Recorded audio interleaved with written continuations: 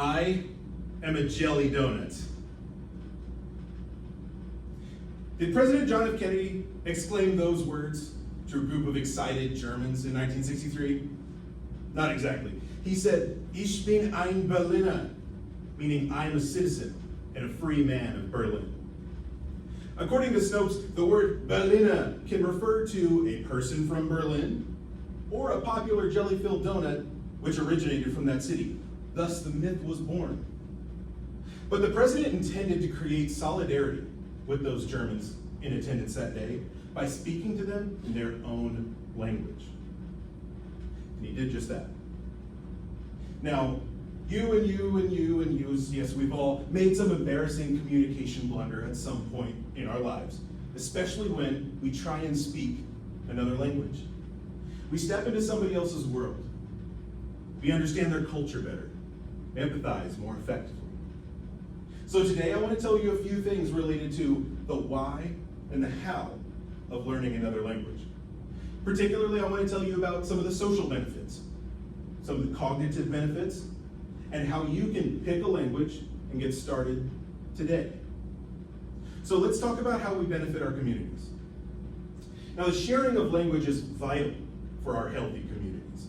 In the book, Second Language Acquisition, Learning Theories and Recent Approaches, they say learning another language and getting soaked into an entirely new culture and worldview are the means to becoming an open-minded, understanding, and tolerant individual.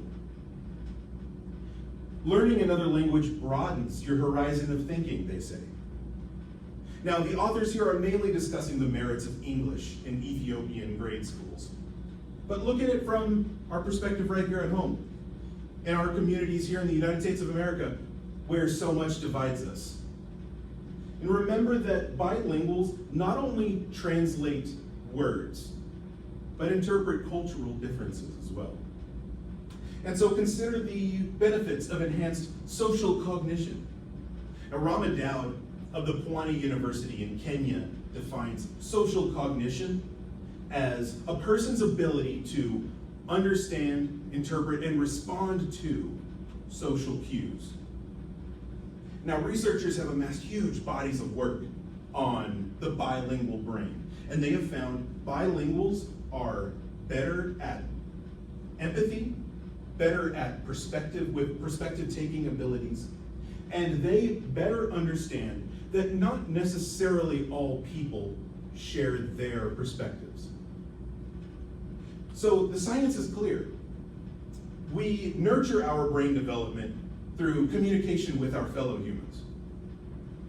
So let's talk a little bit more about how we benefit cognitively when we learn another language. So we should talk about cognitive reserve.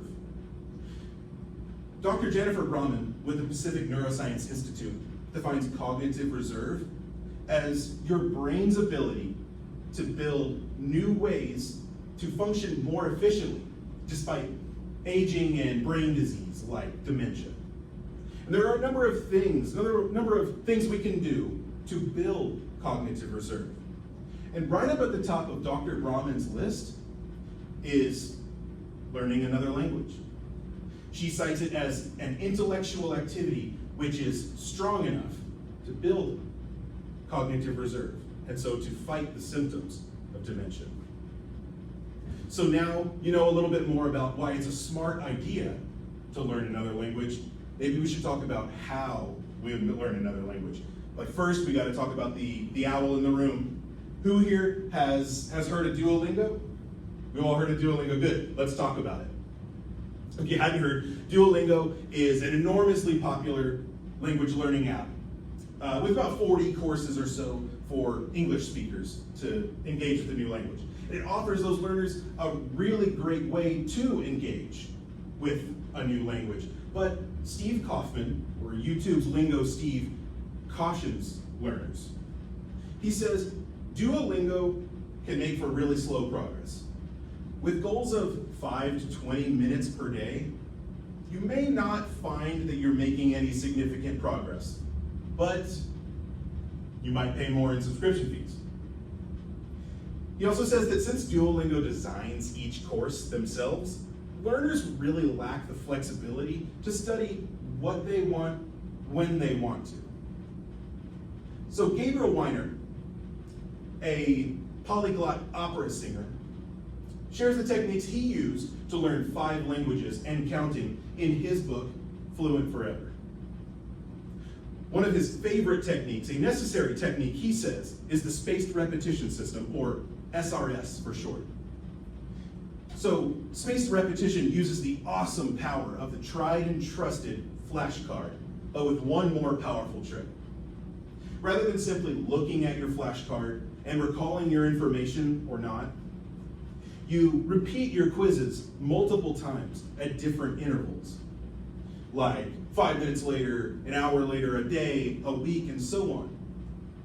SRS works because when you try and recall a word or a phrase just as you're about to forget it, you strengthen your brain's pathways back to that information. Like Arnold Schwarzenegger put it, if it's difficult to remember, it'll be hard to forget. So Weiner also cites language immersion as one of the most challenging but rewarding ways to learn a new language. In a language immersion program, you would essentially sign a contract saying that you will only speak in your target language as you stumble along with native speakers or better, other learners. You might find a program like this with a government agency or a college or something like that. But there is a simpler way to immerse into your language. Try taking an hour or so per night where you only speak, listen, and think in your target language. It's a lot of fun. Give it a shot. So maybe during this time you've had some time to think about a language you'd like to pick up and start learning. But just in case you've been paying attention, let's talk about how to pick a language.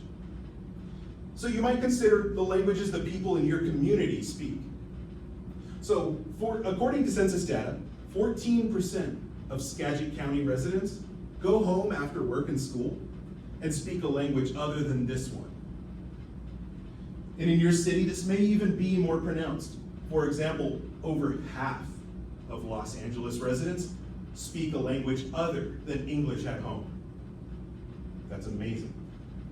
So consider this an opportunity to build solidarity with your communities and build those strong communities like we talked about before.